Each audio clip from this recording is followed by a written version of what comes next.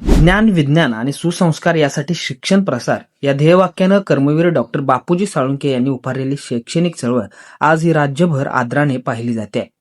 मात्र संस्थेच्या नावाशी संबंधित कथित गैरप्रकारांच्या आरोपांमुळे शैक्षणिक व सामाजिक वर्तुळात तीव्र प्रतिक्रिया उमटत आहेत. शिवसेना व काँग्रेस पदाधिकाऱ्यांनी संस्थेकडे दिलेल्या निवेदनात राम साळुंखे व धनाजी देसाई यांच्या भूमिकेबाबत गंभीर प्रश्न उपस्थित केलेत.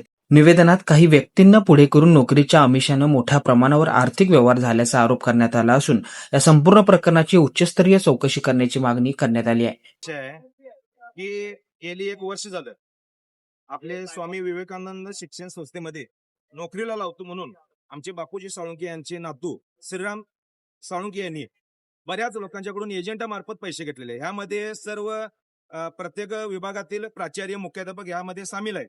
तसेच या धनाजी देसाईच्या आडून हे पैसे गोळा करण्याचं एक षडयंत्र आम्ही हाणून पाडण्याचा प्रयत्न करत आहोत.